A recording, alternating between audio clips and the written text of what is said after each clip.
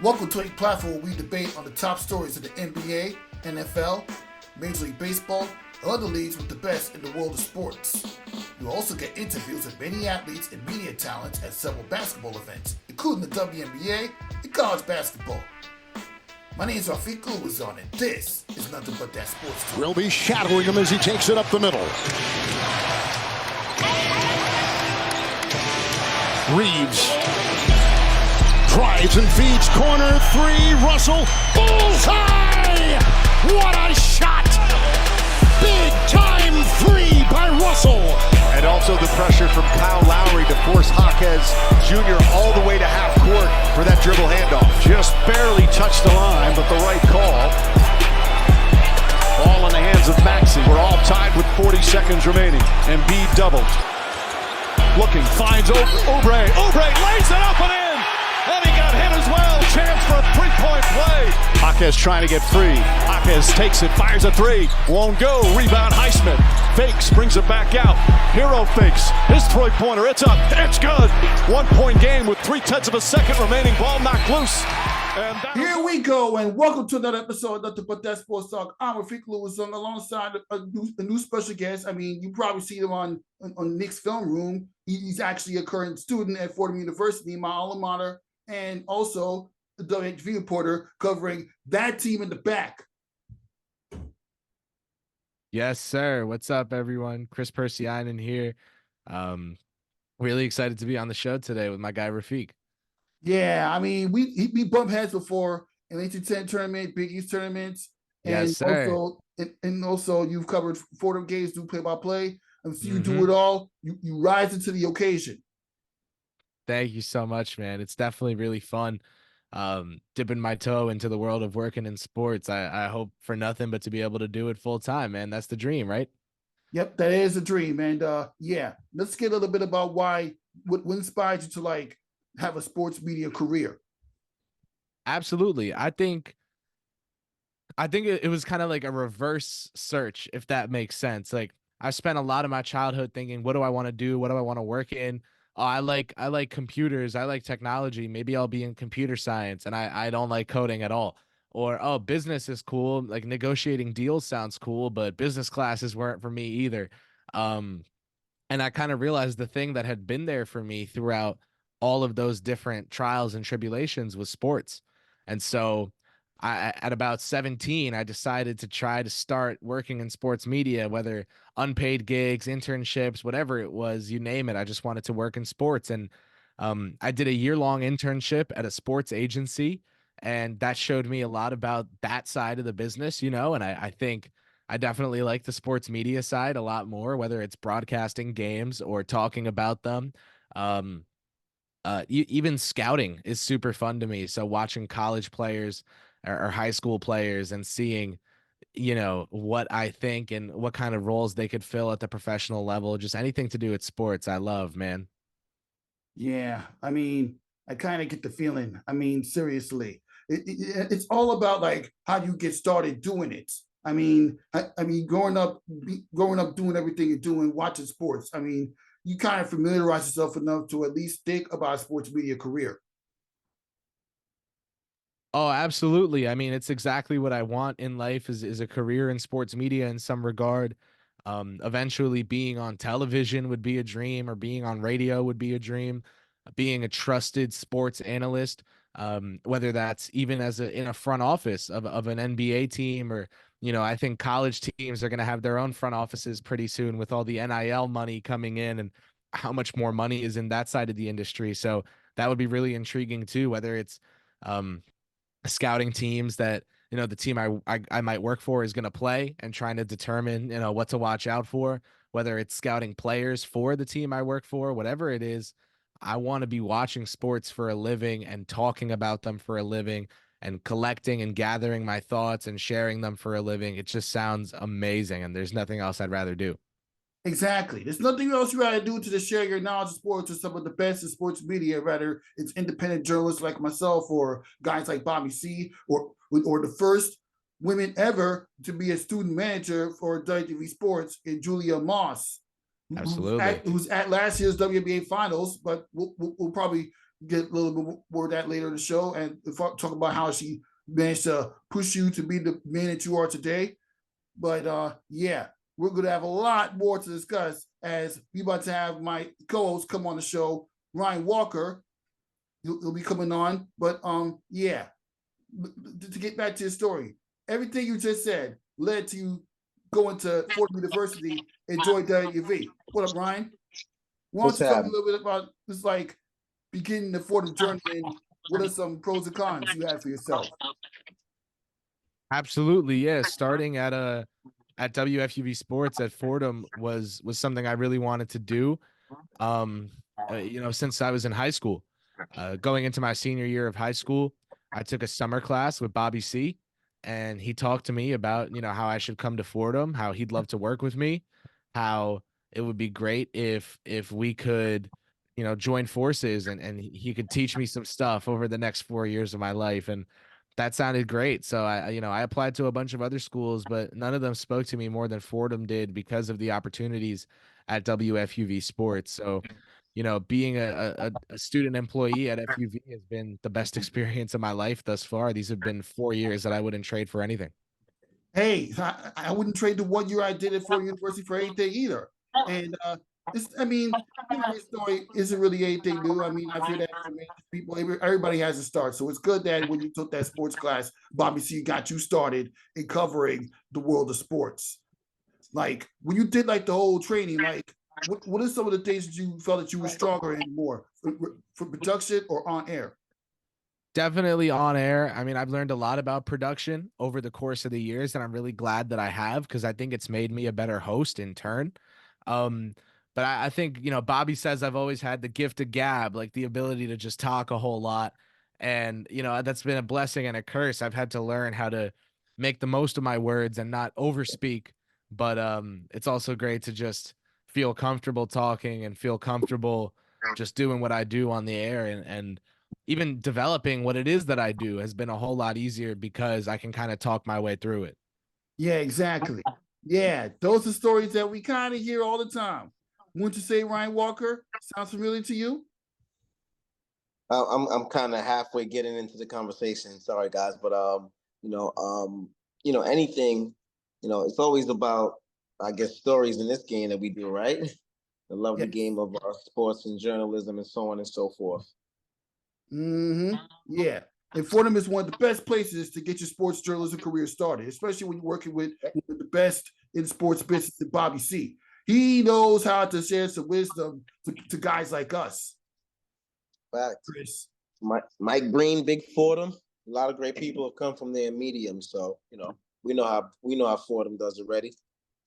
Yeah. You know how we do it. But Kris, since we're on the subject of talking about Mike Breen, like, following his career being a commentator for the New York Knicks, especially with the playoffs coming up, like, how has he inspired you to become a better media professional? Oh, Mike Breen's definitely a big inspiration. The couple times I've gotten to talk to him at Knick games, he imparts so much wisdom. He always looks out for Fordham kids. Like, if I walk into the Thibodeau presser and I didn't see him standing next to me, he'll tap my shoulder or something, wave hi. He's so friendly. He's kind of shown me that, you can be good at calling games. You can be terrible at calling games. You won't get anywhere unless you're nice to everyone. You won't get anywhere unless you have that approach to the game that's like, you're not above anyone. You have time for everyone. That your time, it's good to value your own time, but it's also good not to overvalue it, and making anyone feel welcome is really important. And then, of course, getting to interview him for FUV Sports was a great experience. I'm talking to Mike about the growth of Fordham athletics, the basketball team, but also hearing his thoughts on how to be a broadcaster. How I think something he said that's really impactful is that no good broadcaster will ever tell you that they called a perfect game. Like, the best broadcasters never think they've done a perfect job because they're always overanalyzing and trying to nitpick themselves and be better in every little way. So he's kind of taught me a lot about having time for people, making anyone feel like you're available to them, because it's not about like clout or exclusivity in life. It's about sharing wealth, sharing knowledge, sharing wisdom. And he's also taught me a lot about not being complacent with your own work. If you think you've called the best game you've ever called just now, your next job is to make that the standard. Your next job is to do 5 games after that make that game that you thought was the best the worst of those 6, So just keeping at it, understanding that nothing's linear, things are going to have ups and downs, but you got to just keep your nose to the grindstone. Definitely a lot of big time lessons learned from Mike Breen. And it's kind of convenient that you mentioned that because, you're in the final weeks of running at Fordham University before you start off your sports media career. And the fact that Mike Breen told you that kind of reminds you that you don't have to be perfect from like, oh, I'm undefeated, but you just have to know everything about doing commentary and on-air broadcasting or being able to produce and host a podcast and turn it into something that you could use to cover some of the major events like the one in the back, which Ryan's going to talk about later in the show. Yeah, I'm talking about this event right in the back. And you will see me there this coming Sunday, but getting back to the point, yeah, Mike Breen, I grew up, I've been listening to Mike Breen ever since 2005-06 when he was called the New York Knicks. And knowing that he calls national televised game too, he calls some of the best games you can even imagine, from Kobe Bryant's game winner against the Phoenix Suns, may God rest his soul, to LeBron James' coming out party, to LeBron's first finals appearance. He's covered a lot of amazing conference finals and finals runs for some of the best in our era of NBA basketball. And he's also covered college basketball games too. And he also covered the WNBA dynasty that the Houston Comets built back in the late 90s, early 2000s. So yeah, Mike Breen will leave a major impact on all of us Fordham guys and other sports media professionals around the world as well, whether you're doing it from behind the broadcast booth or in the Pro-Am Summit like what Ryan Walker's doing right now. So yeah, name some of the 5 best games that Mike Breen's called that you enjoyed the most, whether it's Knicks or ESPN televised game. Oh man, I would have to go with okay, so there was a game recently that Mike Breen called. It was Jalen Brunson. He had a call and he said Jalen Brunson born to play basketball. And that was really, really special. So that Knick game delivered I want to say I want to say it was the game where Jalen had when was it that the Knicks, so it was Knicks 109, Pacers 105 that night. That was back early February. So February 1st, the Knicks played the Pacers, just a regular season game at the Garden, but he goes, Jalen Brunson, born to play basketball. That's definitely one of them. The Julius Randle double bang game, Randle hits the game-winning 3-pointer. I think March 4th, 2023 against the Miami Heat. 9 feet on the road, yeah. And I thought that whole game from Breen was a masterpiece. I'm going to go with another Knick game, the final Knick game on this list, Easter Day at Madison Square Garden against the Chicago Bulls. Yeah, I know where you're going with that. I know Carmelo Anthony had made some pretty big 3-pointers that night, and all of Breen's calls were just fantastic that game. Man, I'm gonna go with game 7, Cavs Warriors. Blocked by James game. And Kyrie Irving's go ahead shot. Yes, sir. And I think my final pick ever would have to be the first time he brought out the double bang, the Steph Curry half-court game winner.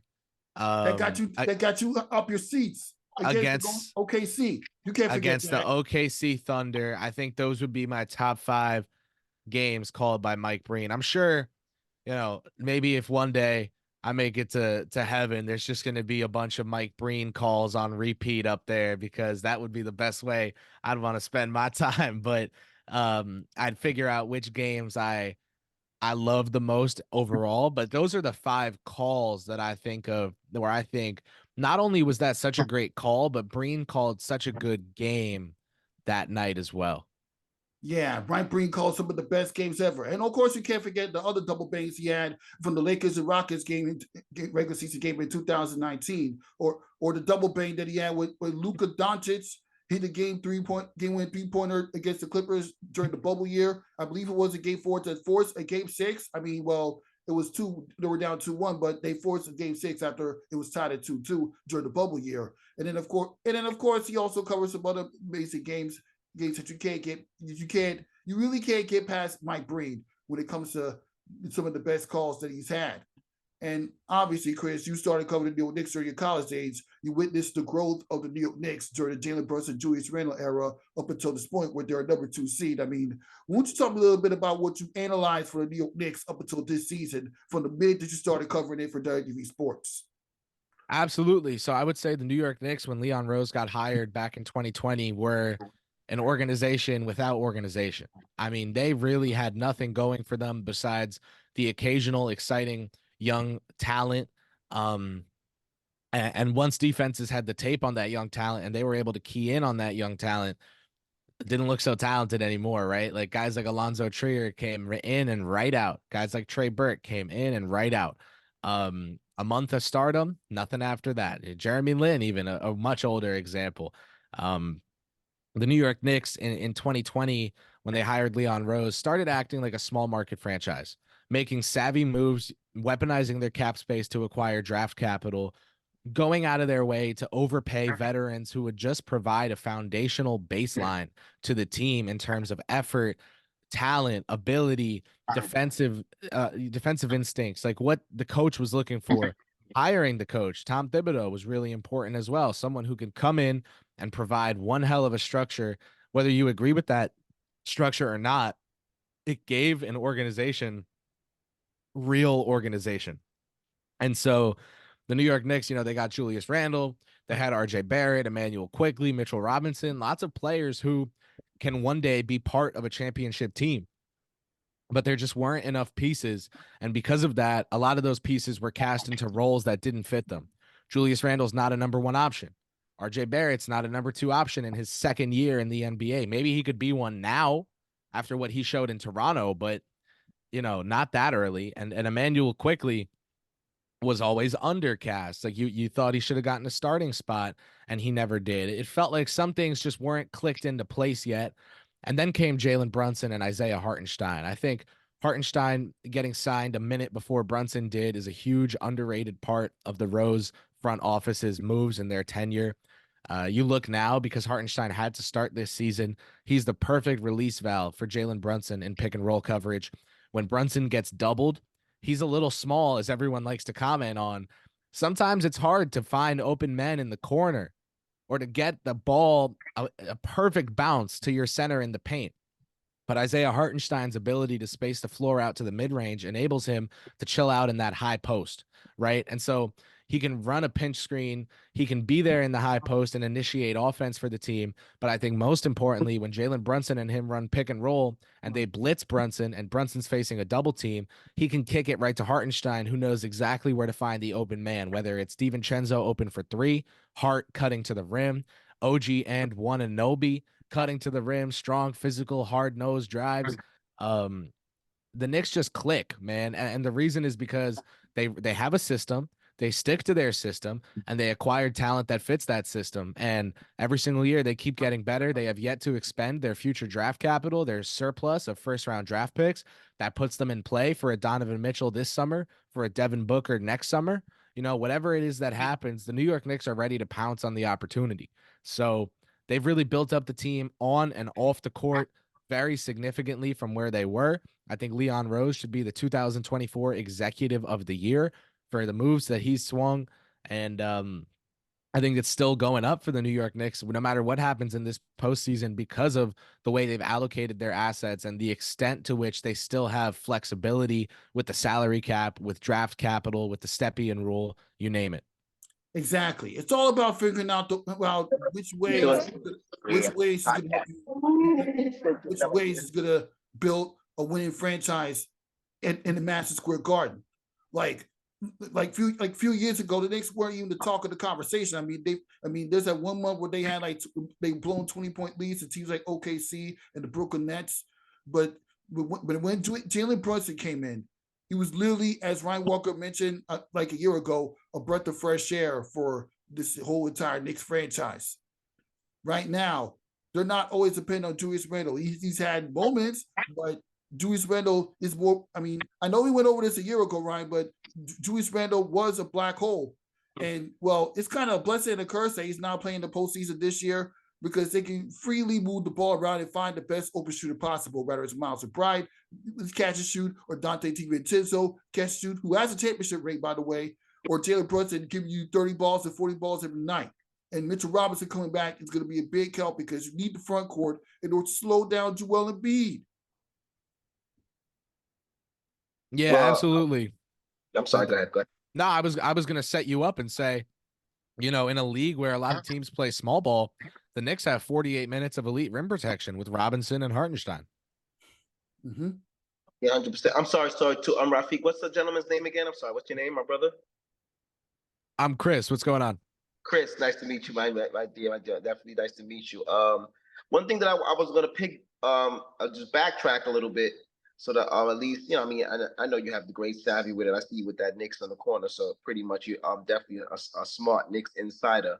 But one thing about those lovely three names that you tossed out there, Alonzo Trier, Trey Burke, pardon me, and oh Lord, who's the other one that you said drafted? These three guys. Jeremy Lin came in, had a month of stardom, and didn't last very long. Yeah. So I just don't want our viewers to get confused. I mean, those weren't the greatest Knicks decisions in the world, too.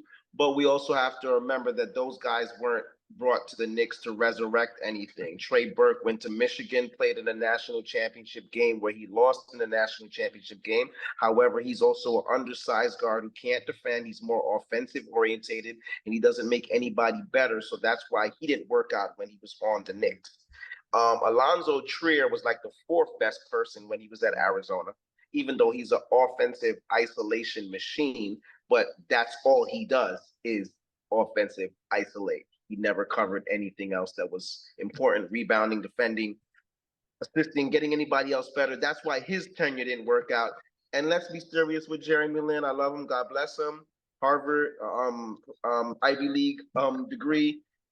Come on, bro. He didn't play until 17 people got hurt on the Knicks. And Carmelo still had to suggest to coach to put him in the game. So that was an aberration. He wasn't really going to be anything that was going to even come too close to saving the Knicks. But we know over the years that the Knicks have made some interesting decisions with draft picks and so on and so forth. But with that being said, 100%, no disrespect to Julius Randle. Julius Randle is a hell of a player. Second team All-NBA last year. Twice, I believe, as an All-Star as a Knick. Came to the Knicks when not many wanted to come here and try to make a change, and was confident in it and went from there. But like I try to tell other my guys, and like I said, this is no disrespect to Julius Randle.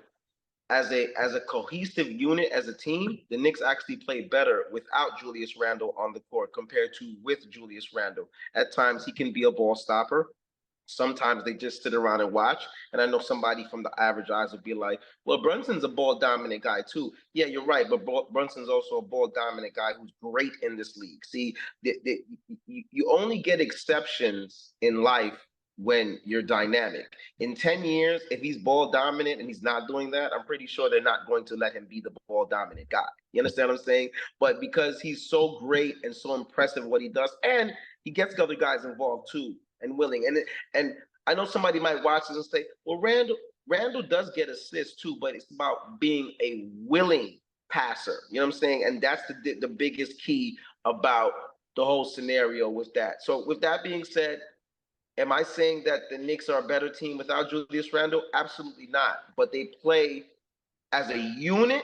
They play better with him out in the court because they know the one big offensive guy is Brunson, and everybody else is going to get what they got to get going from there. I am concerned if the Knicks get out this round, and if the Knicks get out the next round, I am concerned I'm playing against a team like if Boston is still there, or maybe even a Milwaukee. But I think the way things are working out, we would play Milwaukee in the second round, so that's null and void. So that's if we advance with everything we're doing. Without Randle there, I'd be concerned against the Celtics. Not saying they can't do it, it would take an incredible performance in 7 games by Brunson and a great team effort, which they can do. The Knicks are a really good team per se, even without Julius Randle. But 100% Leon Rose has made all the good decisions. I argue with my guy Patrick all the time, who Rafiq knows about, where he's so adamant because I guess Obi Toppin's his brother or something. I'm just joking with that. Or him and RJ Barrett went to high school together. And I guess him and Emmanuel Quickly must be boyfriend or girlfriend or something, because he's so enamored and stuck up on this point that, which is not even close to accurate, that the Knicks team last year is better than the Knicks team this year. And what I keep telling him is that even if the Knicks lose in the first round to the Sixers, that's not true. The Knicks team this year is better than the Knicks team last year. And no, I would agree. I would agree there. I told him there's nothing. I'm not even going to fight with him at that point. The Knicks were the 5th seed last year in the playoffs, correct? Because they did not have home. The Cavaliers. Now they're the 2nd seed. Say it again. They were the 5th seed because the Cavaliers had home court advantage in the 4-5 series. And then of course, they went down to Miami, who went on to go to the finals. So not the end of the world there. And of course, now the Knicks are good enough where it's really not about moral victories, right? But you take a look at the Eastern Conference this year. Yes, they're the 2nd seed, but I think it's also important to note you can't just say, oh, 2nd seed's better than 5th seed, because the 2nd seed won 49 games, the New York Knicks, right? 50 games, 50 and 32. The 50, correct, Rafiq. 50 games for the New York Knicks this year. The 7th seed, Philadelphia 76ers, won 47 games this year.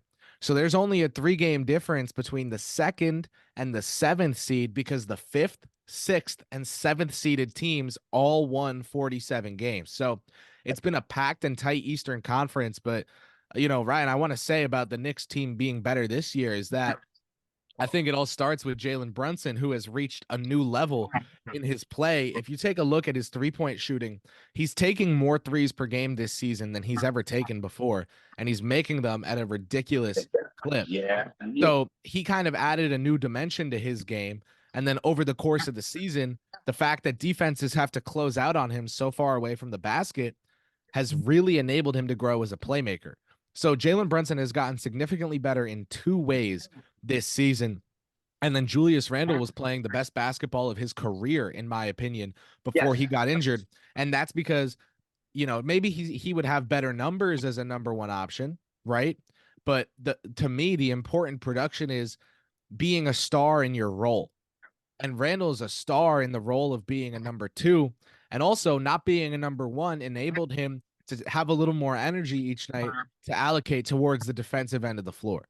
So because this was the best defensive season of Randle's career thus far, I would say it's the best season of his career in general.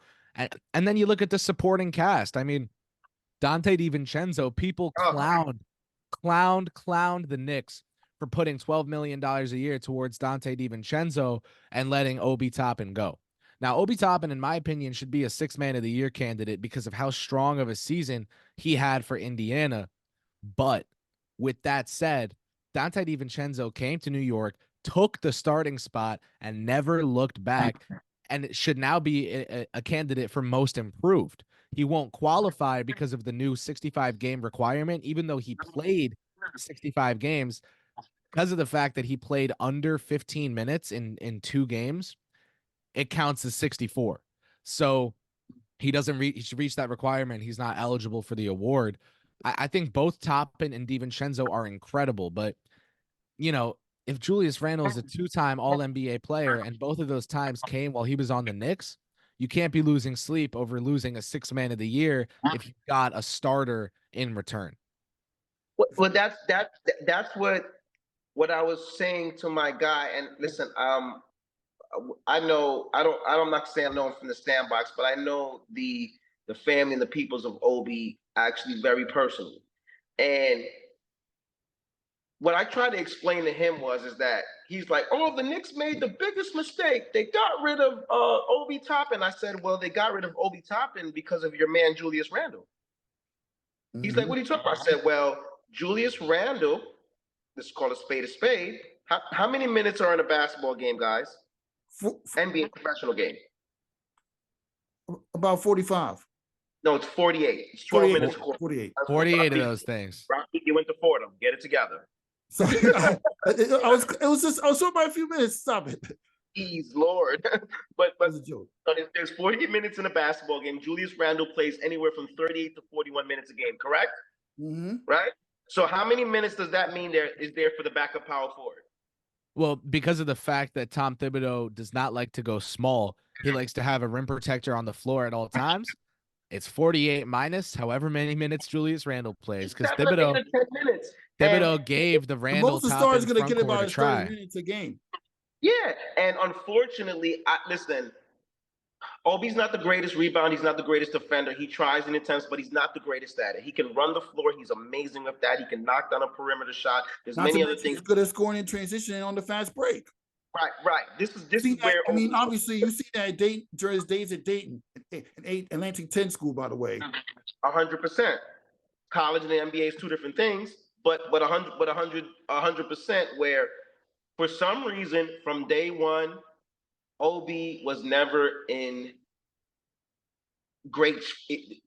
Tom was never great with him. He never was. Like he could mess up once, and I seen it. I watched it. Tom will sit him down right away, or compared to some other players who had a longer leash. So there were things that, and we know how Tom Thibodeau can be. As great as a coach he is, he can be stubborn with some things as well too. And for some reason, Obi, it just never clicked. If Obi missed a rebound, if he missed the box out, if he missed a defensive assignment, he didn't have to look too far. The bench, the sub was right there for him. So what I was trying to explain to him is that if you're mad that Obi Toppin is not there, then you need to be mad at your friend Julius Randle, because Julius Randle is the reason why Obi's not. I'm not saying Julius Randle got rid of him. He did not do that. I'm saying that the fact that Julius got so good and rose his game over the years and was playing all those minutes, Indiana is getting the maximum out of Obi Toppin, and he's still a bench and a role player there. He comes off the bench after 2 or 3 other people. That's why I was concerned about you saying 6 man, because if that's the case, then Mathurin on the Pacers should be 6 man too, because he comes off the bench before. I think Toppin's been better than him though, and 6 man of the year is just for a bench player. Like, for example, in 2020, both Lou Williams and Montrezl Harrell from the Clippers were in the top 3 for 6 man of the year. They were on the same team. So, I wanted to shout out a point you made earlier, which was that if you're not capable of making the high usage you get worth it, you're not going to get that high usage anymore. You could take a look at a D'Angelo Russell, who was the number 1 on the Brooklyn Nets, first round exit. Now he's the number 3 on the Los Angeles Lakers, and he looks way better in that role, because even though he's doing less, he's doing it in a winning way, right? Well, here's the thing. Like I said, Tom Thibodeau loves to have a rim protector on the floor at all times.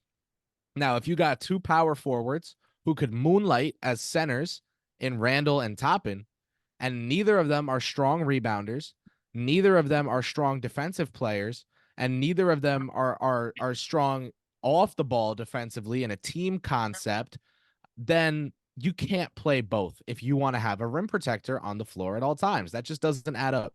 So could a coach like Rick Carlisle make the most of having Randle and Toppin and playing them together? Sure, he could, right? But that's a completely different offensive scheme. The Knicks want to run a scheme that screams New York. Tough, nasty, physical, hard-nosed, defensive basketball. A lot of that. And the way those kids go, and the way the Villanova kids go after the rebounds after every miss to get an open 3-point shot on the baseline and the perimeter, that tells you that they're determined to play playoff basketball day out. You see that in the victory against the Chicago Bulls, where they had to fight to get that second seed, with Milwaukee getting beaten up in Orlando. Well, it's just inevitable, and just like I told my guy too, same thing. Like, Quickly was a good player. I like Quickly, but hey, would we have seen the resurgence of Deuce McBride if Quickly was there? And Deuce McBride actually doing what Quickly was doing. Trust me when I tell you, and he defends better. You know what I'm saying? Quickly's a much better offensive player. And I think, in his starting role in Toronto, putting up games where he has 30 points, 7 rebounds, 9 assists as a starter, that tells you a lot about his capabilities. But that's the thing, is the New York Knicks had 2 all-NBA offensive players in Jalen Brunson and in Julius Randle. So what the Knicks needed was complementary talent. And Deuce McBride is much more of a Deuce McBride can impact the game without touching the ball once. Deuce McBride can impact the game by making 6 threes in a quarter. Deuce McBride can impact the game by getting a rebound over a center. Like, he plays more complementary basketball. If you're a team looking for any sort of talent like the Raptors, you'll give Quickly those starter minutes because you can afford to try and find a star in the rough. The thing with the Knicks is they've got 2 stars, and they did not need another ball dominant guard. So Quickly was a good off-ball player, but you know who's a really good off-ball player and his about 5 inches taller than Quickly? OG Anunoby, who they use Quickly to acquire. So the Knicks, it's all about, they knew they had good puzzle pieces.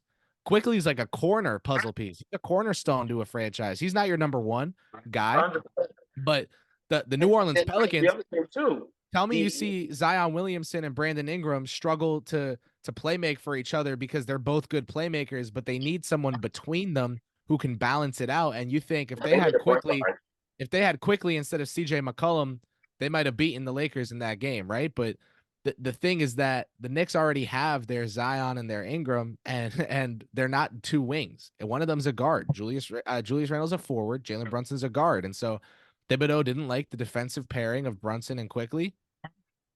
That was that. They had to trade him. And OG Anunoby's a much, and I'm sorry to cut you off, but OG Anunoby was is proven to be a much better defensive player that the New York Knicks were missing during the first few months of the season. How you think him and Jalen Brunson work well together and racking up the wins that they've had? They're 20-3 when Jalen Brunson and OG Anunoby played together on the court. And was just about to say that same number, man. Seeing that come together and OG bringing that championship pedigree he had for 2019 helped the New York Knicks get to where they are. Absolutely. I mean, Jalen Brunson just spoke about Anunoby in his Players Tribune article today. He said, after we made the trade, things started clicking right away. He came to this team and was a force from the jump. The things he's been able to do on both sides of the ball have been nothing short of spectacular. I mean, Brunson can't speak highly enough of OG, and that's because, I mean, you take a look at when Anunoby's out there on the court, and I think his first game with New York said a lot. He didn't know the plays.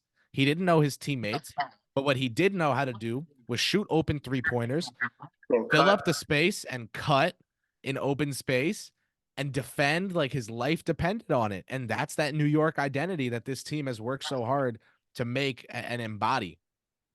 Yes, that's true. That's what I was telling the guys, that even with RJ Barrett is an incredible talent. And like you said, he might not never be a 1 or a 1A, but he might be a 2 guy. Scotty Barnes is going to be the man on Toronto. That's why it's very easy for him to now fill into the role that he has. We had him on the Knicks. He would score 18, 19 a game. And somebody from the hindsight would be like, oh, he's a bum. He's not doing well. But he's scoring 18 and 19 in the NBA. You understand what I'm saying? But what it is that he was a guy also who needs the ball in his hands. And that wasn't the times that RJ would struggle, especially shooting and so on and so forth, is because he wasn't involved so much. So now you get the chance and you're forcing shots or you're taking ill-advised shots because you can't get into the rhythm. So I think with all those guys, I think we did them a favor and vice versa. RJ's in Toronto, in his hometown. He will be a major integral piece to what they're doing. Hopefully quickly gets a big contract and he can definitely show out and show what he's doing too. And Obi has his opportunities in Indiana, but I just don't think that it was all going to work here. And unfortunately, the Knicks had to make tough decisions on guys they really like in order for, like you guys said, for the team to be better now collectively, because they are better collectively now. I like their chances. It'll be a tough series against Philadelphia. Joel Embiid is an absolute stud. I don't know how healthy he is. He didn't look great healthy last night.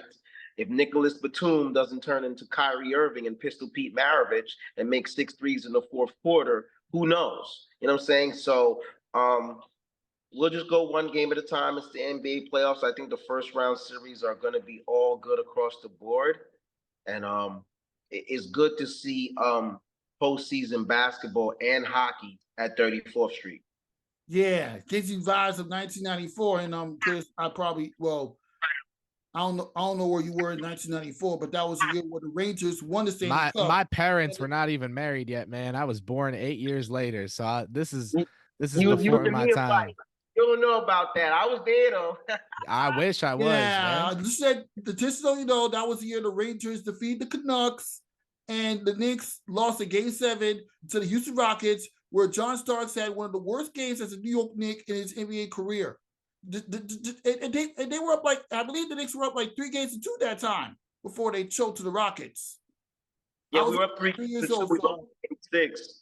We lost Game 6. That was close. Actually, we lost that game. Starks actually played well in Game 6. He missed a shot at the end. I don't know if Hakeem had blocked it or something like that, a deflection for a last-second 3. And then Game 7 is where he shot horrific and did bad. And the Knicks in general were outclassed by a very good Houston Rocket team with Hakeem Olajuwon and those guys, Kenny the Jet Smith, Sam Cassell, Otis Thorpe, Robert Horry, Mario Elie, Carl Herrera. The list goes on and on. Yeah, I mean, but aside from that one loss that he did have at 34th Street, I know you've had a good time watching playoff basketball for the Knicks and Rangers in 1994. Oh my God, that was one of the. I hate somebody that actually was older than 10 years old around that time. Yeah, that was one of the best New York sports years. I'm telling you, in general, in history. You know what I'm saying? To get both teams to do so well. And, the Knicks are a team that is very polarizing in New York. When the Knicks are doing well, clearly like we see, they captivate New York. And, I'm a big hockey fan. I can't speak for everybody else, but I tell you this much too. When the Rangers are doing well too, they captivate New York too.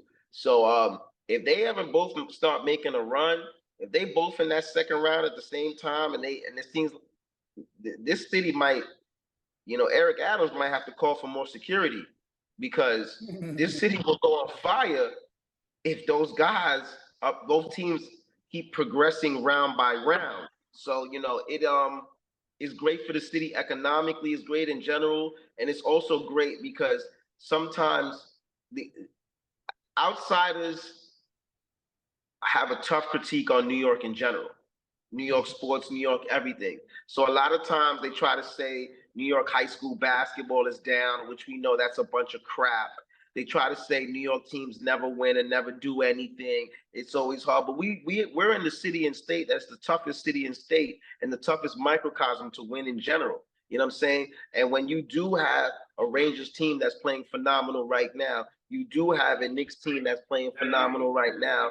You know what I'm saying? I'm not a Mets fan, but they're playing good ball right now. You have a Yankees fan where they're playing good ball right now. That's the whole those are the times when people need to recognize that New York is doing very, very well for itself and to ride the wave. We got too many people in this city, no disrespect. New York, we got too many Cowboys fans, we got too many Eagles fans, we got too many Patriots fans, we got too many Lakers fans, we got too many all this in every sport. And one example of what you're saying is my guy Wallace, who's working security in Canarsie, just said that when he went to the Lakers and Nets game, there was more Laker fans than Nets fans. Let me tell you something. You go to Philly right now, they like the Sixers, they like the Flyers, they like the Eagles. That's it. You do have, of course, everybody's going to have their opinion. But to me, there's more loyalty outside states and their teams compared to New York. We have a tendency here it's more diverse. You don't have to like the team. If you live in New York and they doing well, you can support and say, you know what? I wish for them to make their run. I got Mets fans that will wish for if the Red Sox and the Yankees are playing in a series, the Mets fans will root for the Red Sox to win. Yeah. It's egregious. It's just crazy. I would never, as much as I'm not a Mets fan and dislike, I would never tell anybody from Atlanta or tell anybody that I'm picking the Braves to win over the Mets. Not for their self-confidence. That I'm not doing. I might say it to myself subjectively, but I'm not going to tell them that because we're from New York. and we're supposed to be, even if you don't like that team, you could support it. Yo, I know guys that live in Philadelphia that are Lakers fans, but if the Sixers are doing well, they will say go Sixers. But here, it's a whole different story. But that's another elephant in the room. It's going to be a good postseason, and we'll see what happens with both teams at 34th Street. Exactly. And Kris, getting back to the conversation about being able to cover the New York Knicks, even with everything Ryan just said, I mean, what have you learned as far as the type of fan base that you witnessed when they support the New York franchise organization due to the downs to its growth? Yeah, Knicks fans are very passionate, man. Something I've learned from being on Knicks Twitter for several years is that, Knicks fans will always show their passion. Now that said, that's a double-edged sword, right? I think Knicks fans have guys they're willing to go to bat for no matter what. I think Knicks fans have guys they're going to hate on no matter what. Knicks fans are very, very pro a certain style of play, and that's where it all stems from, in my opinion. So, like, Knicks fans spent a decade after Carmelo Anthony saying, we need a star. Someone come play for New York City. We really need a star. And Julius Randle pops out and has a rough debut season. And it felt like it took the fan base about 3 years to get over that first season. In his second year, he makes All-NBA as the team's by far best player. But fans loved RJ Barrett, and they didn't like that Randle wasn't passing to Barrett enough, in their opinion. So even though Randle was an All-NBA player and an All-Star, he still couldn't win the fan base over. And in 2022, that manifested itself in him thumbs downing the crowd, saying, hey, don't y'all cheer for me when I'm up, because when I was down, you were not there for me. But I think Randle, wrong choice in New York. Just as much as Randle had to realize that if he just keeps at it, the Knicks fans will rally behind him. The Knicks fans had to realize to kind of turn a new leaf with Randle. And so, sure, New Yorkers are stubborn. They're used to their ways, but they're passionate. And so, Philadelphia in the play-in game against Miami, I mean, how many times did you hear the fans booing them when they were down 12 at halftime? Right? That's the same group of fans that gave Bryce Harper a standing ovation because he was struggling. So there's kind of a twin souls there, but in New York, if you're playing tough, physical, hard-nosed basketball, not turning the ball over stupidly, you can miss good shots and you'll still get cheered for, right? Like, just let the process be married to the effort and the hard work, and New Yorkers will have your back. So what I've learned about Knicks fans is they love to talk basketball. They love to talk about their love for the Knicks, and they love feeling like, I feel like every Knicks fan might tell you they're the biggest Knicks fan. And it's not about thinking that other people aren't big fans. It's about how much those people love the Knicks. Exactly. And you're going to continue to learn more of that as you start covering some Knicks playoff games during your final weeks at Fordham and WFUV. I was never a WFUV beat reporter when I went there because grad rule restrictions, but that's a conversation we can get off the air. But just hearing those different stories and the way people, WFUV reporters like yourself, conduct themselves when being in that environment, that's just amazing to me. And not to mention the fact, and one example of what you said about like playing to the fans' enjoyment is Jalen Brunson. When they were talking about Jalen Brunson coming to the Knicks in 2022, some people like Stephen Smith did not have much faith in Jalen Brunson, or at least he didn't even like the way they went about recruiting him when they went to Dallas Utah playoff game, trying to get Jalen Brunson to come to the Knicks when his playoff run comes to an end. Well, what if he had won a championship that year? The Mavericks were in the conference finals when Jalen Brunson was on the roster. What if they won a championship that year? He would not have left the Mavericks that time. Like, seriously. But since that did not happen, it was more logical for him to go there with Rick Brunson, who's also a former Knick, also played for the 99 New York Knicks, being part of the coaching staff. Was he in the conference finals that year with Luka? Was that, or that the semis? Yeah, he was in the conference finals. Jalen Brunson and Doncic made the conference finals. That was the year that Doncic missed the start of the series against Utah. Yes. And Brunson sent Donovan Mitchell home. for the first year in a row out of 2 years in a row that he sent Donovan Mitchell home in the first round. But the second year he did that was as a Knick. Mm-hmm. Yeah. Okay. And we're prisoners here sometimes in New York and in general. Everybody, I knew Brunson was going to be a good player. I didn't think he was, nobody expected this right here. Nobody, you know what I'm saying, except for him and his father, probably, right? You know what I'm saying? So it was a tough microcosm, but if you look at a lot of the smart insiders, Mr. Wendy Windhurst, Mr. Stephen A. Smith, Mr. Kris Pursiainen, a lot of them, and I could keep going down the list. A lot of them, boy, if you bring up the takes on what they said, woo, and they eat in some of those words now too. And listen, Stephen A. Smith, God bless him, Hollis, Queens, New York. Sometimes I'm 50-50 on Stephen A. because sometimes he can be very hot and cold with his opinions. Sometimes I wonder if that's ESPN really making him be like that for shock value, for ratings, and so on and so forth. Because 2-3 weeks ago he was sad, no orange and blue skies, this and that, and then 2 days later he's on orange and blue skies, everything's gonna be great, everything.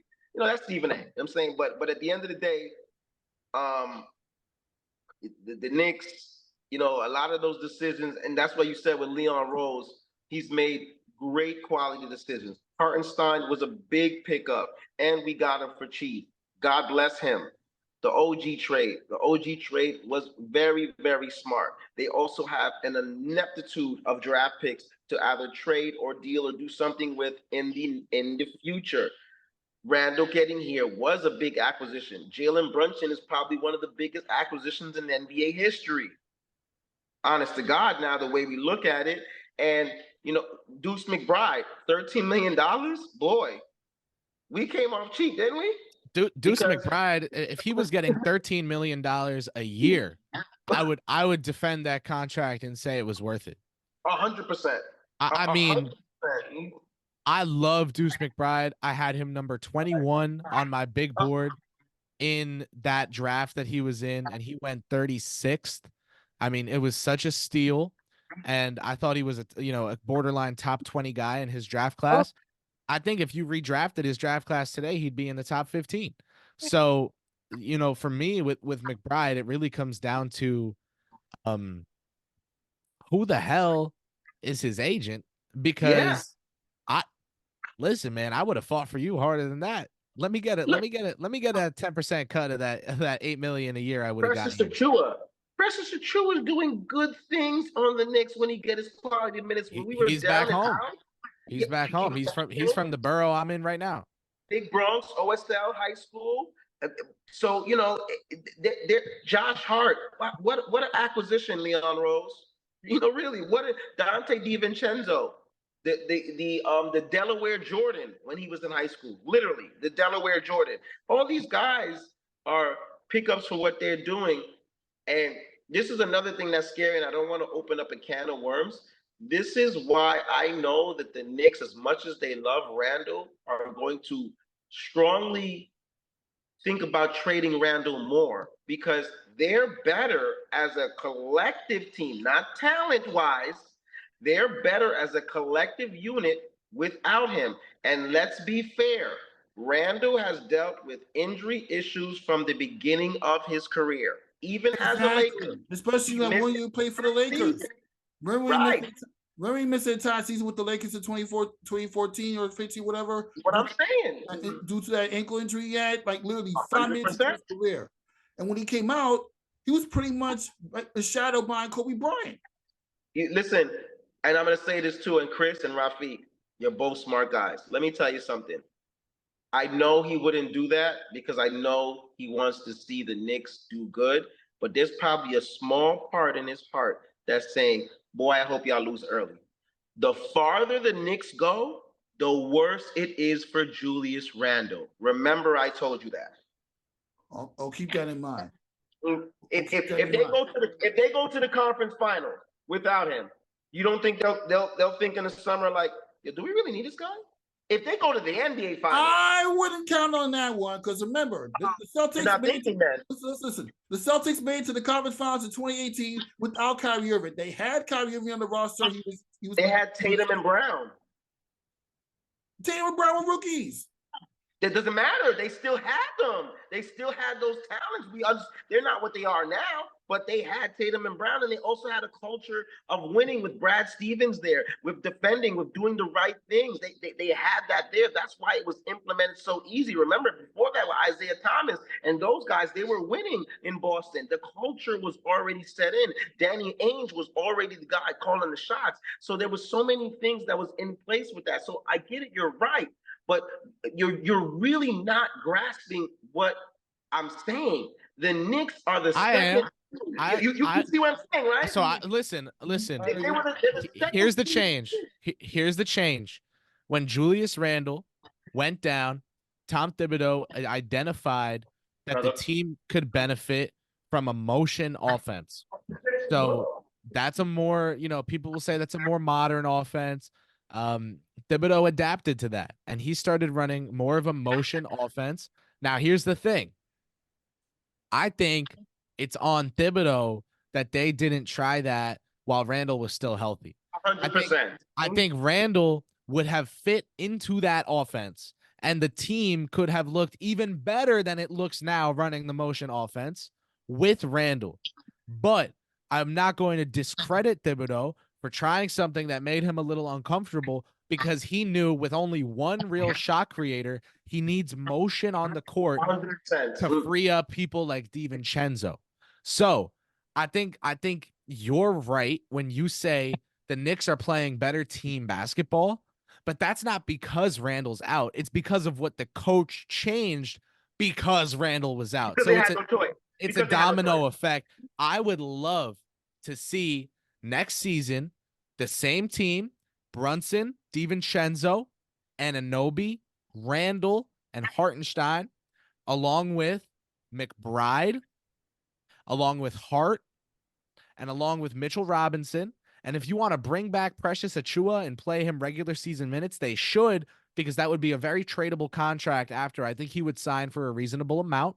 I'm fine with that. And I would love for the Knicks to run more of a motion offense, still letting Brunson cook in ISO, and definitely still letting the 6'9", 255-pound battering ram that can pass, shoot, and dribble in Julius Randle cook in ISO. But I think running more of a motion offense with that group of players, not a full motion offense, not what you're seeing now, because they have the talent to just, but finding that balance will help show someone like Devin Booker in 2025, after another crash out year for the Suns, and how they have no draft picks and no salary cap. Kevin Durant comes to teams, builds them up, leaves, and leaves them bare boned the way LeBron James used to. So if Devin Booker leaves in 2025, he can fit right in, and Julius Randle can be signed and traded for him. Randle needs an extension. I think he'll sign the extension this summer. And a lot of Knicks fans will see that extension and be very happy. A lot of Knicks fans will see that extension and be like, oh, we just saw we were better without him. Why are we extending him? Because having a player on a max contract who deserves it is how you guarantee that when you go acquire a better player on a max contract, you don't have to be like the Suns and have 3 max players and 0 anyone else that's not on a minimum deal. Exactly. Now, I'll give you an example of this. It's on a smaller scale, right? But the New York Knicks acquisition of Bojan Bogdanovic, who's been a key bench factor for them, he can be the backup 4, and you can let Precious walk if you want. If you can afford, he's under contract for next season, and if you're not bringing in a star this offseason, you can afford to keep him. But when they traded Grimes and 0 first-round picks for Bojan Bogdanovic, that was only possible because of the salary of Evan Fournier. Mm-hmm. So if the Knicks didn't have that bad contract of Evan Fournier, it would have had to have been a Mitchell Robinson going in that deal, or an RJ Barrett, and they wouldn't have been able to make the Anunoby deal. So to me, it's always good to have salary tied up to players you're not married to, so that you can keep your important, valuable, cost-effective pieces and move those pieces you're not as in love with and replace their salaries. So I definitely understand where you both are coming from. I think the truth is somewhere right in the middle. Yep. I'm not saying they will trade him. I'm saying that they'll listen and entertain. Every NBA exec, they listen and entertain, even with their best player. How many times have we seen in sports and guys say, we're not trading that guy. That guy's non-tradable. And the next day, underneath the ESPN screen, you see the guy go for 5 different pieces. So I'm not saying that DeMar DeRozan was told by Masai Ujiri at Summer League that he would not be getting moved, that the team, of course, had looked into it, but that he was an integral part of what they were doing. And 4 days later, after he was told that, with 20 degrees, he was playing for the San Antonio Spurs because he was traded. He was traded for Kawhi Leonard. So better weather than Chicago, but definitely not a better team than Toronto. No, they'll tell you anything until you are no longer valuable or no longer good for the team anymore. So Julius Randle still could be a Knicks next year. And like I said, for anybody watching, I'm not poo-pooing on him. This guy was a McDonald's All-American. He went to Kentucky University. He played in the national championship game in his first year at Kentucky. They didn't win, but he was there. He was drafted by the Lakers. He's a really good player. All-second NBA team last year, 2-time All-Star as the Knicks. We know what he can do. He's a really, really, really, really, really, really good player. But I know they will at least listen and entertain and look at it. Not saying they will deal him, but they will look at it. And if to agree in what you're saying, that is what I was saying, is that the farther they go, that opens up that Pandora box of thinking even more and more. You understand? If they lose in the first round, it could be like, yo, the Knicks did well, we believe in them, and Brunson was good, but you know what? We didn't have Randle. I'm saying if they play in the second round and lose in the second round, all right, you know, the Knicks play good, but you know what? They didn't have their other piece, Randle. Last year, they made it to the second round with Randle. If Randle was there, they would have been all right. If they get to the Eastern Conference Finals without Julius Randle, Jesus Lord. Jesus Lord. If they get to the NBA Finals, which I think could happen, but is a stretch. If they get to the NBA Finals, even worse, and Lord forgive, if they even win the NBA Finals, boy, Julius Randle better go to Leon Rose's house and beg him not to entertain a trade, because they will think about it. They will. You have to. They absolutely will. And I think Randle's someone who they will extend this offseason. I also think he's someone who they will move down the line when it's time to go get that upper echelon of star, because that way they don't have to move the Bogdanovich, DiVincenzo, McBride 4 first-round pick super package. They can move that for Donovan Mitchell this summer, and then move Randle for Booker, for Embiid the next summer. And so then you're not gutting your depth. You don't have to sign 45-year-old Danny Granger to come off the bench on a minimum deal, because you remember Danny Granger? Oh my God, Indiana Pacers. Yes, sir. So you don't have to go sign these aging veterans or unproven young players. Like, look at the Phoenix Suns, right? Keita Bates-Diop, Bol, Grayson Allen. Grayson Allen hit, and he got a good extension because of it. I was about to say they're very lucky they had Grayson Allen. Drew Eubanks, right? Lots of guys who are unproven young players who you were just hoping would be worth a minimum deal, and some of them still aren't. Yeah, right. You got a very interesting point. And just a couple questions before I let you go, Kris. Let's get our predictions for the upcoming playoff series against the Philadelphia 76ers. The Knicks are 3-1 against them this season, with the one loss did coming at the Garden. The Knicks have home court advantage, and they did beat Julius Randle. Excuse me. They did beat the Knicks. The Knicks did beat the Philadelphia 76ers in the one game that Joel Embiid played. But the 2 out of 3, they did lose one without Joel Embiid on the court, which was literally a defensive slugfest, like what we see in the 2000s, where teams were not always giving up this many points. But let's look at this perspective. I mean, We want the Knicks to win, but how many games you think this is going to take for the Knicks to take out Philadelphia? Starting with you, Kris. I am seeing a lot of Knicks in 6 from Knick fans. I'm seeing a lot of Sixers in 5 or 6 from Philadelphia fans. I'm going to go with Knicks in 7. I think they close it out on their home court. Even though these two teams, like we said earlier, only have 3 wins differentiating them, the Knicks are the 2nd seed, so they'll have home court advantage, and I think that'll be the difference maker in this series. I think Philadelphia will steal one of the first 2 games at MSG on the road. I think New York will steal maybe the first game in Philadelphia, and it'll be a 2-2 series after 4. And after it's 2-2, I think the home team wins every time. I think New York wins game 5 at home. If they don't, Philadelphia wins game 5. New York will win game 6. And it'll come down to game 7 at Madison Square Garden. It's a heavyweight battle between Brunson and Embiid. They are 2 of the 4 best offensive players in the NBA this season. I would say over the course of the full 82 games, understanding that Joel Embiid in 83 games, including the play-in, has only played 40 of those 83 games. It was Doncic and Jokic at the top, and the next 2 best offensive players were Brunson and Embiid. Now, LeBron James has made his case recently at the end of the season, the last quarter of the season, and especially with his teammates kind of gelling together and the Lakers getting their rotation straight to still be in the top 5. But I would say it's Doncic, Jokic, Embiid, and Brunson were the 4 best offensive players in the NBA this season. So the fact that 2 of them are going up against each other in the first round of the playoffs shows you how deep the Eastern Conference is. Because I think the Sixers and the Heat with a healthy Jimmy Butler are better teams than the Pacers or the Cavaliers or the Magic. So to have that gap in the Eastern Conference playoffs, this is like when the Suns were like the 7th seed and they were the favorites, because the talent is the talent. Yeah. Ryan?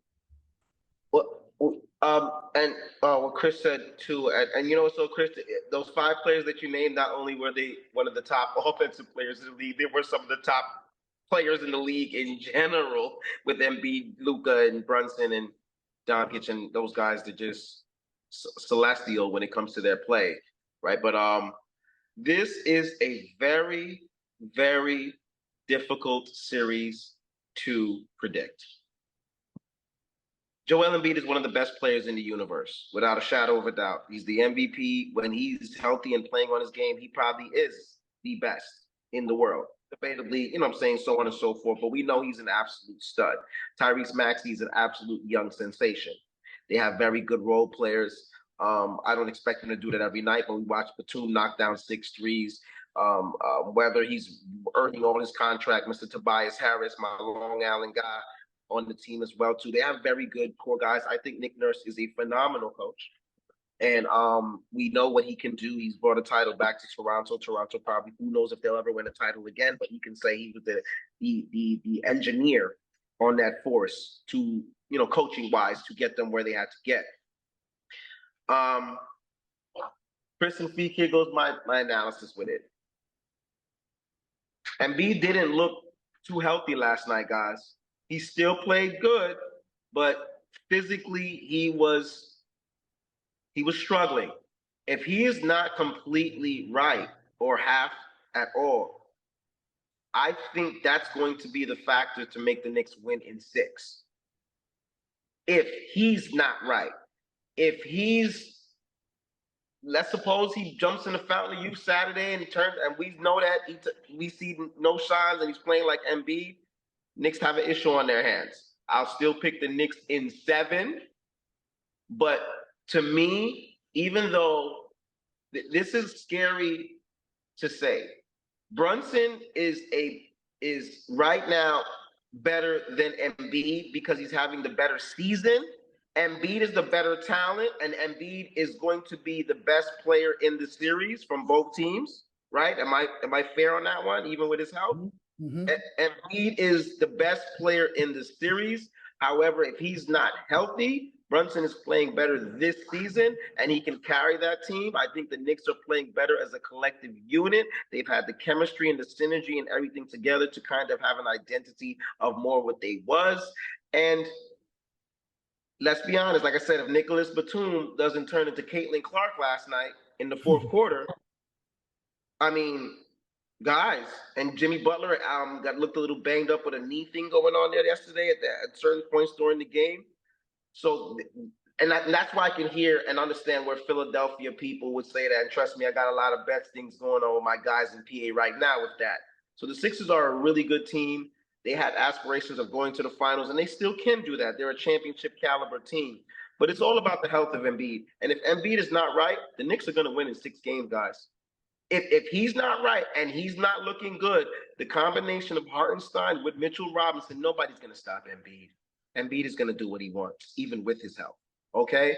But if they can make his life difficult, which they have the opportunities to do, and I think the other parts of the Knicks core are better, they should be fine. If I was the Knicks, my goal in this, first of all, I'm telling OG right now, if Tyrese Maxey goes to the store, you go to the store with him. No Diddy, if he goes to the bathroom, you go to the bathroom with him. OG, you live with Tyrese Maxey the whole entire series. Because we know Embiid is going to do incredible things. And those other guys, you have to X them out. Batum cannot have 6 threes in a game.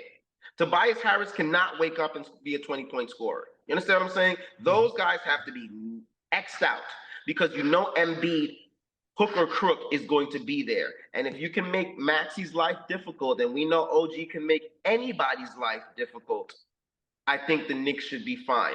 But if was a if, we'd all have a fifth. So Knicks in 6, if Embiid's not right. Knicks in 7, if Embiid looks fine.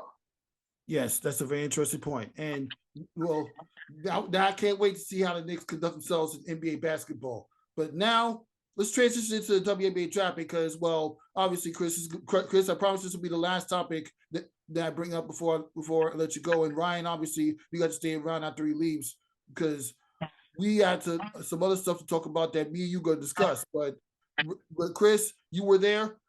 The WNBA draft definitely did better than the year did last year when Leah Boston was number 1 pick, and the year I covered it for sure. The viewership was around like 900,000. And shout out to Shantae for being able to cover the WNBA draft with the last minute media pass. Got to give her that shout out. She worked hard for that opportunity. And can't forget that. But Chris, you were there. What are your overall intakes about the WNBA draft, and what are some of your takeaways? I wish I was there, man. I was not. I thought you told me where. No, Julia went. Julia went to the WNBA draft. The sports manager at FUV. I wish I would have been able to go. But my takeaway is that women's sports have always been as entertaining as they were these playoffs.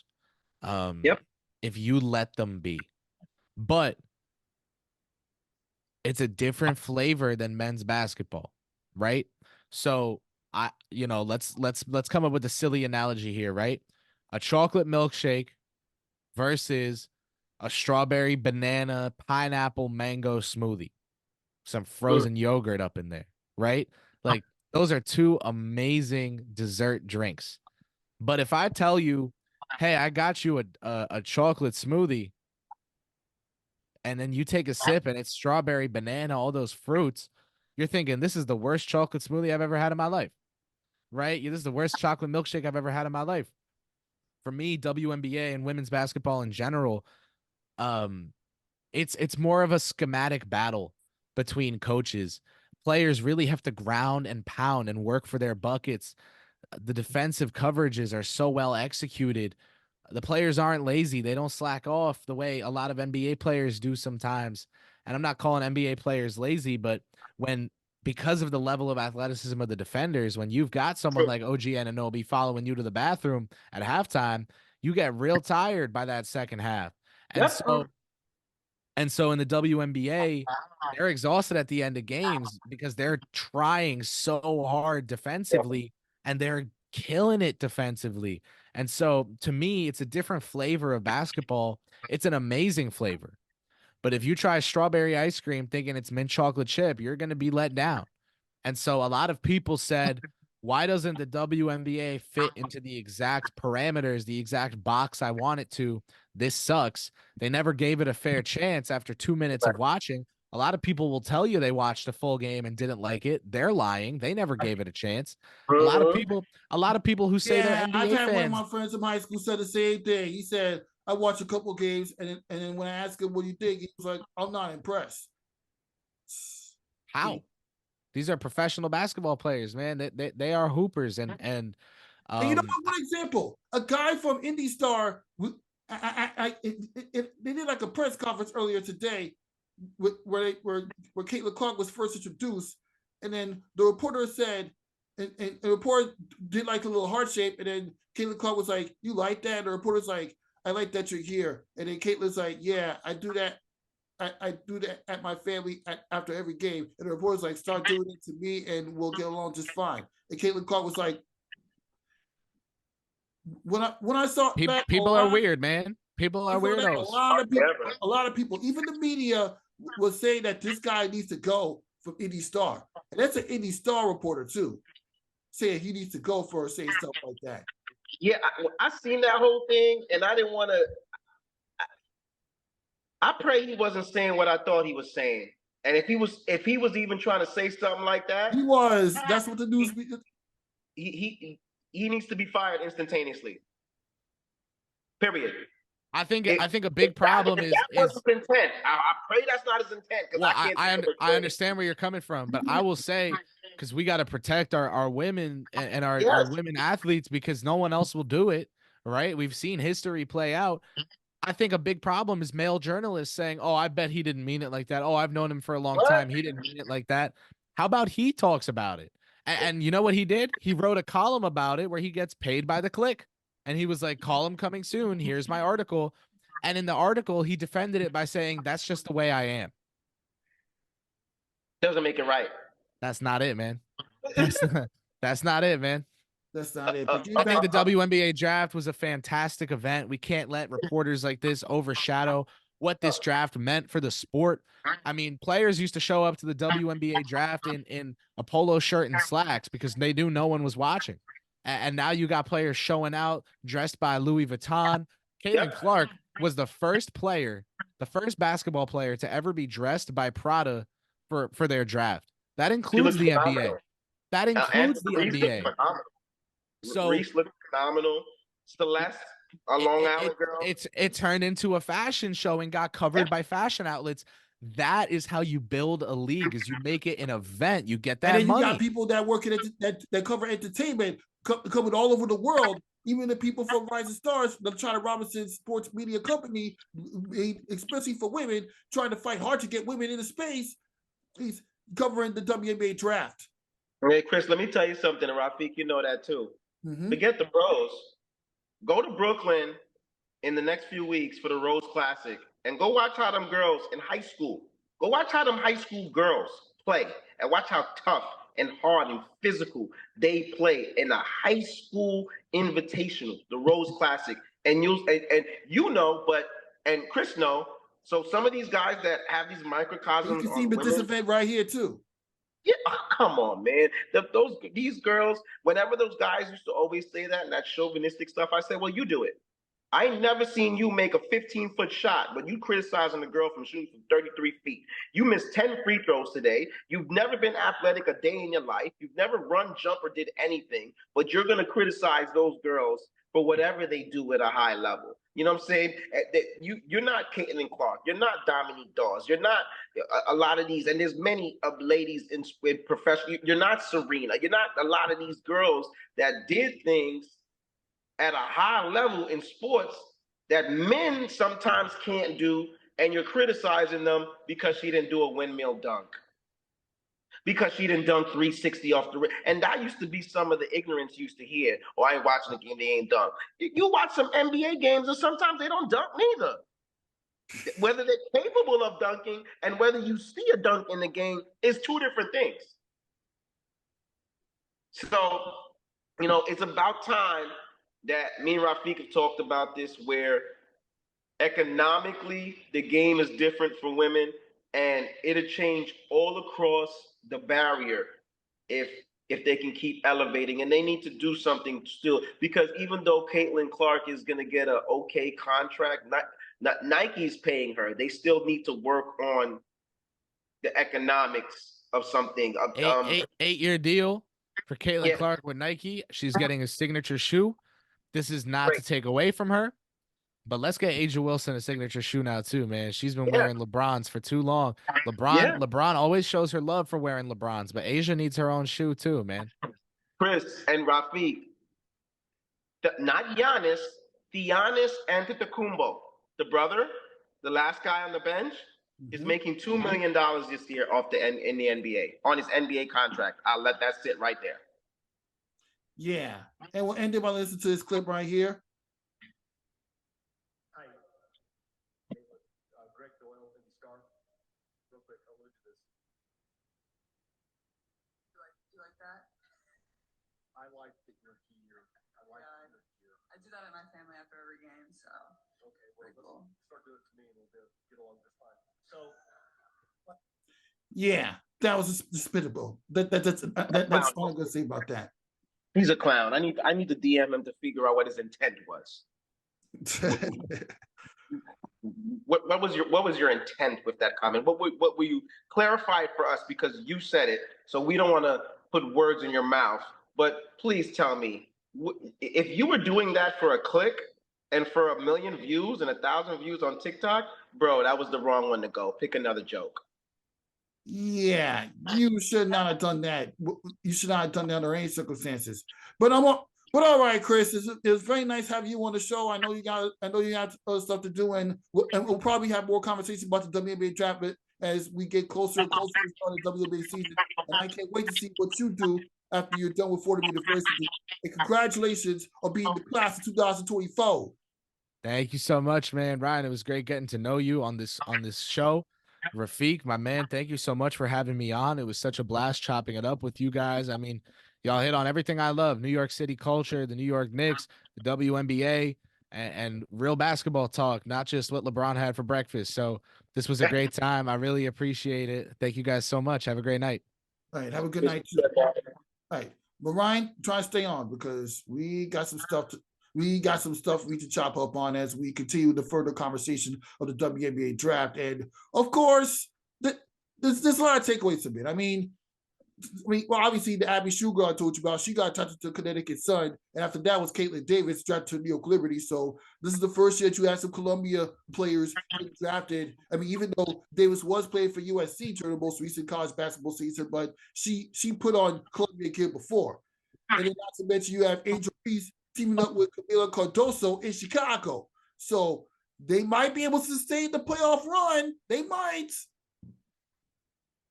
And Jackson playing alongside Sammy Brink, Cameron Brink in Los Angeles Sparks. They're coming up. Those players are going to be balling out. Indiana Fever is coming. Well, that's why Liberty got to make sure they gear up, because the WNBA is going to be really, really competitive this year. Indiana's going to be immensely better. They competed last year, even though they didn't have a great record to show, but they competed against every team last year. Chicago Sky will be better. Mm-hmm. The Sparks will be better. Teams are getting better, and we know what the defending champs are bringing to the table. Mm-hmm. It was great. The All-Star weekend was great, and like I said, two big shout outs: Celeste Taylor, Long Island, Ohio State, drafted, Seattle. We couldn't be any more prouder. You need to follow my guy too, JB1 trainer out here in Long Island. He had Celeste, and he was making sure they worked on it, and now they were at the NBA WNBA party for her the other day, and it was phenomenal. So God bless her. And so all these good players, Angela, Caitlin, the two young ladies that are now going to be on Chicago, now teammates again. It's just it was great. It's great for what the sport is going to, and the fact that the NBA and the basketball game for the men's and high school for the boys are at a high level. Which the NBA players are fine with. They don't need to have issues of taking the back seat ratings-wise. It's time for the ladies to get more notoriety on that, so the games are just as equivalent into what we're watching and economically. It was a great draft, and we in good shape, man. And I like the pick that the Liberty got at 11th. But I told you they finally need to get a guard forward stash that can play two-way basketball, can defend, and actually give you some offense as well to come off the bench. I think that was key, even though I'm disappointed that Dolson is no longer a Liberty. Yeah, she went back to where her career got started with the Washington Mystics, and the Mystics picked up Aaliyah Edwards from UConn. So exactly. Yeah. Although Wizards might not be that good this year with Alina Deladon taking time off, it's a lot of growth and development. Speaking of the Washington Mystics, I had a chance to speak with Shakira Austin as early this week. As I told you before, I got to go down to the Renaissance School of the Arts, where they were dedicating a wellness room within that school to the youth to provide them a space where not only that they can learn but also grow together in the sports space in front of some of the top athletes in the WNBA. Washington Mystics own Shakira Austin, who knows a thing or two about being a top 12 pick. Welcome aboard. Thank you. Thanks for having me. Yeah, I know like there's a whole hype behind the draft, but I'm here to talk about like what's important for you and Brianna Jones to attend an event where they open up a wellness room at the Renaissance School of the Arts. No, I think this is an amazing opportunity. Want me to hold it? Oh, I'm holding it. Oh, okay. Well, can I hold it? You can hold it. Thank you. It just makes it easier. This is just a great opportunity, knowing that this is something that I would have enjoyed using, as a kid, and, just for them to have resources for, to be able to lean on, kids go through things all the time, and to have an opportunity in a space like this for them to feel safe is great.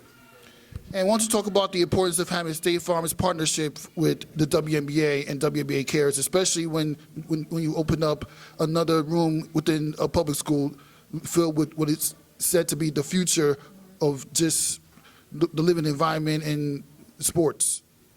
Yeah, I think this is great for State Farm to, what was the word I want? Sorry. I think this is great for State Farm to be able to put their money into things like resources for young children, and not only are they investing into the W and women in sports, but for them to be able to reach resources and spaces like this is remarkable, and I'm hoping that more brands and more companies are able to do things like this, because at the end of the day, it's the kids who are able to get to a space like where I am now, and being able to protect them and help them and give them anything they can to get through this time, it would be great.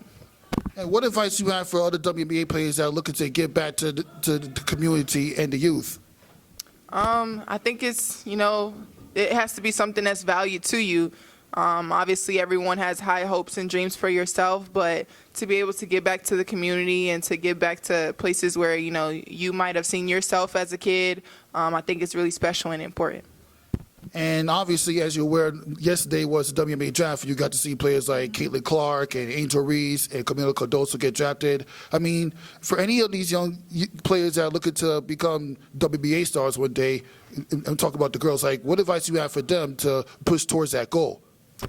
That that dream is achievable. You have kids like Marquisha Davis, where she's from a small town in Alabama or Arkansas, and to be able to make it out of a 3,000 number of cities, it's remarkable. So just keep dreaming high. Keep working hard, and know that you can do anything you put your mind to.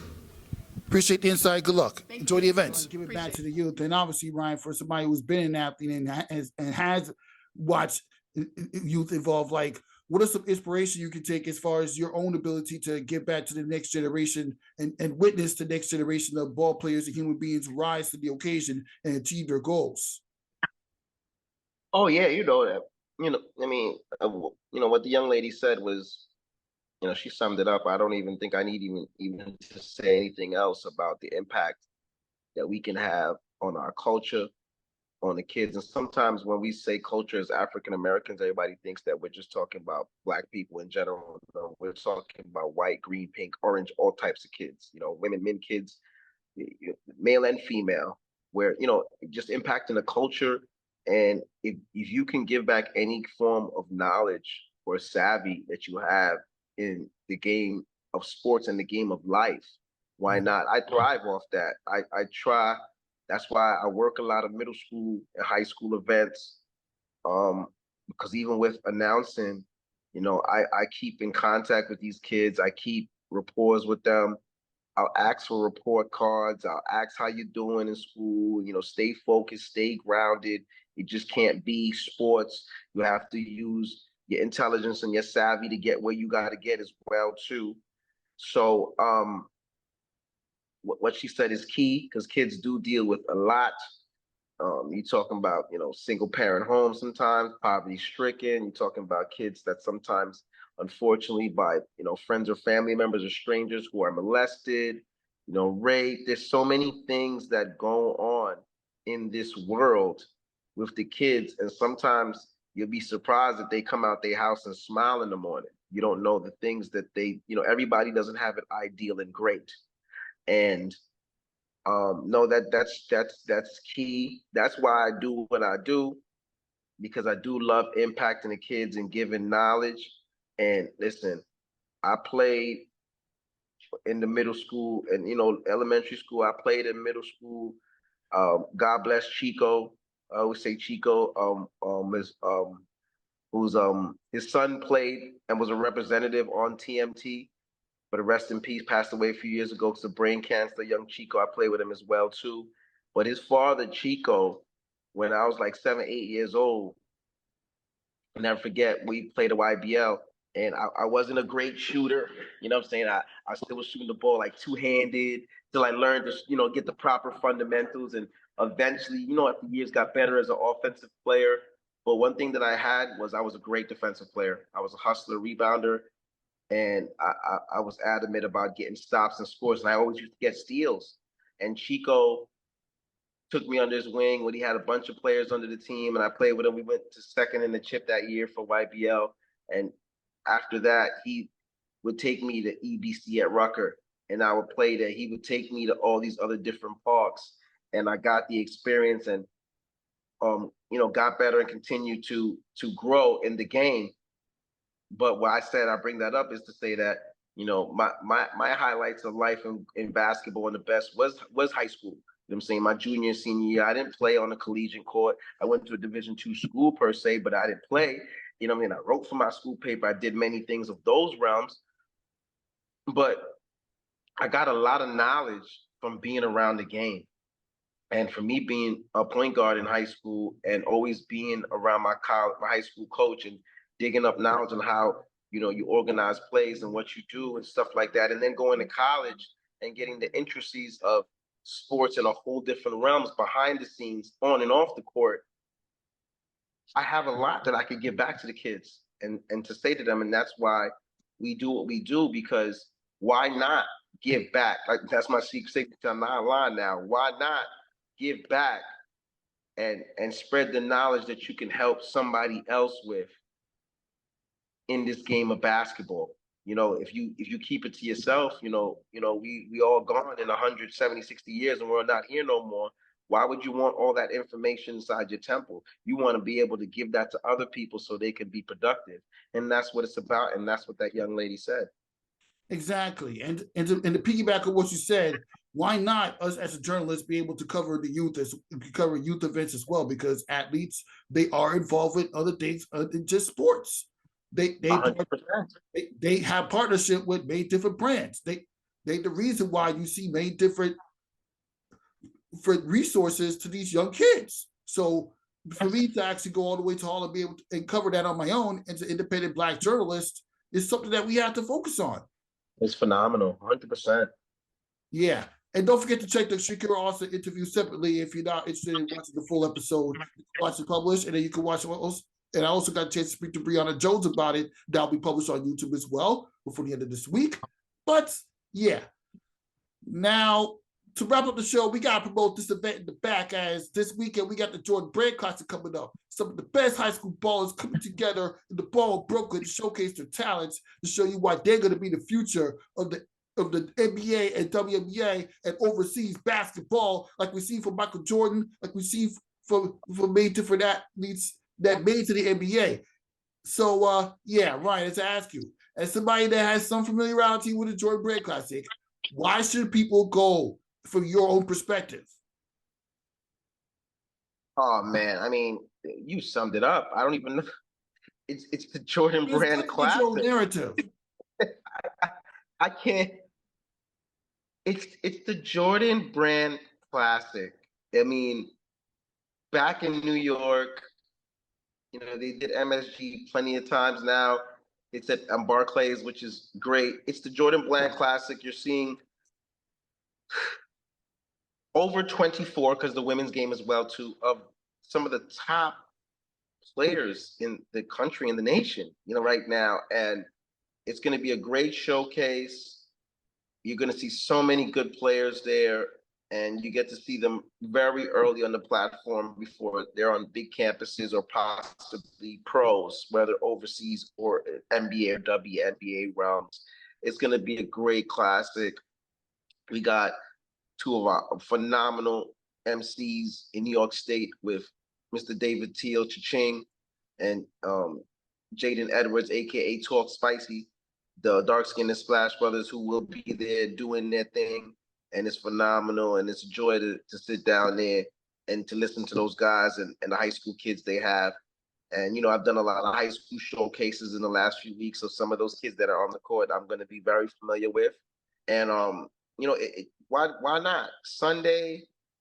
Listen, if you ain't at Madison Square Garden watching the Knicks Sunday or home at your TV screen, in New York on Sunday, Brooklyn, 3:00, Barclays, Atlantic Avenue, that is the place to be. You're going to see some of the kids that are going to be future sensations in a professional level one day or collegiate level on that court for a very good price too. And I don't know, there's tickets and still stuff available. So it's a great classic. Oh God, I wish you could be there to covering media realms. That's another reason why us and the Crunch Time family, the whole Crunch Time family is going down as a unit to go watch it and have a good time. And so we'll be there in the building. It'll be a great classic. And hello, Brooklyn. Exactly. Get ready to watch some more Cooper Flag, Isaiah Evans for the boys' side. And for the girls' side, get ready to watch some more of Aria Little, who will commit to play basketball before she heads off to St. John's and tries to, and at the very least, tries to make St. John's in the same tier as UConn, which we all know that's going to be tough. But Aria Little just shows a lot of grit and toughness, and I can't wait to see that happen. It's just this event that we all have to sit down and watch. Yeah. And you said it best. If anybody could change St. John's, it's Aria Little, Big South Shore. If anybody could do it, it's going to be her. And just like you said, we have Cooper Flag, who possibly be the #1 pick in a year or so. I'm going to be there to go into my Duke Blue Devils, God bless, and Isaiah Evans, who I think is going to be so incredible. I am more intrigued to see him on the Duke campus than Cooper Flag. You know what I'm saying? That this might sound crazy, but there's a lot of really good players that are going to be. I believe VJ Edgecombe might be playing for this one high too as well too. But there's a lot of really good players that will be there. It's going to be a phenomenal classic, and you know the vowels already. Hello, Brooklyn. Yep, you know the flag. Say you know the vibes, and don't forget about Captain Jackson, who we played for North Carolina. So I know you ain't scared. I mean, you ain't scared. I know you ain't scared of seeing Cooper Flag and Isaiah Evans taking on Ian Jackson right now. Nah, the word scared doesn't exist in Duke basketball, so we don't know what that means. Yeah, but I know you know what this means. It's time to end this episode of Nothing But That Sports Talk. Thank you for stopping by, Ryan Walker, and shout out to Kris for bringing his WFUV New York Knicks wisdom onto the show. WFUV Sports and New York Knicks wisdom from what he knew during his 4 years, and we gave our wisdom to this man who wasn't even thought of in 1994, the last time Knicks and Rangers were one of the top teams in their conferences in both different sports, played at 34th Street. So yeah, the next few months is going to be hype with starting Knicks and Rangers playoff runs and the build-up to the upcoming WNBA season. That's right. Let's go Rangers. Let's go Knicks, man. If it ain't New York, man, if you ain't New York right now and you live in New York, man, don't even talk to me. I don't even want to entertain none of your conversations. For the next few weeks, it's about New York. If you don't have anything else to say for that, and you from New York, born, raised, whatever here, living here, reside here, keep that opinion to yourself, man. We all about positive New York energy, period. all across the board. And we're looking forward towards the Liberty coming up soon. It's all positive New York energy, or it's nothing at all. And summer basketball is very near. So everybody be careful. Yeah, be careful indeed. For Ryan Walker, Kris of WTV Sports, and Rafiq Louison, we'll see you next time.